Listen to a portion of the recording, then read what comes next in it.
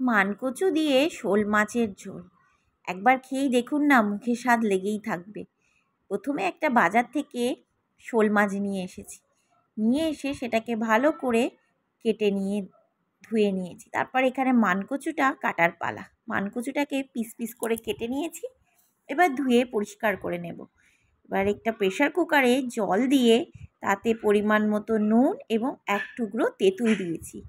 কারণ তেঁতুল দিলে অনেক সময় মানকচু তো গাল চুলকায়, সেটা আর চুলকাবে না, কারণ সব জায়গার মানকচু সমান হয় না। এবার মানকচুটা দিয়ে প্রেশারে বসিয়ে দিয়েছি, আর এইদিকে কড়াটায় গরম হয়ে গেছে, তার মধ্যে শুকনো লঙ্কা, গোটা জিরে এবং গোটা মরিচ ভালো করে নেড়ে চেড়ে ভেজে নিলাম।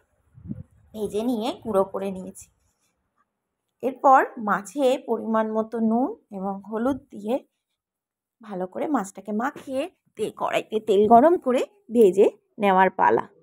মাছটা ভালোভাবে ভাজা হয়ে করছি, আর এইদিকে সিদ্ধ হয়ে গেছে মানকচুটাকে জল ঝরিয়ে নিয়েছি।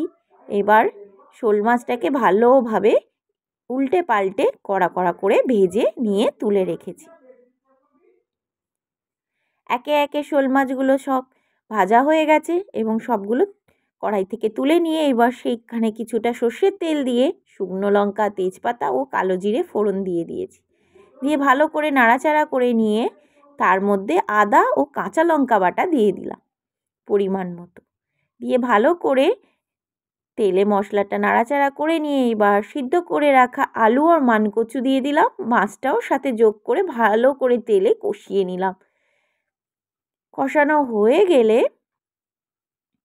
এর মধ্যে আমি পরিমাণ মতো নুন দিয়ে দিয়েছি, এর পরিমাণ মতো হলুদ গুঁড়ো এবং স্বাদ অনুযায়ী সামান্য চিনিও দিয়েছি, এবং অপর দিকে গরম করে রাখা জলটাও ঢেলে দিয়েছি, কারণ শোল মাছ তো সিদ্ধ হতে গেলে একটু বেশি পরিমাণ জল লাগে।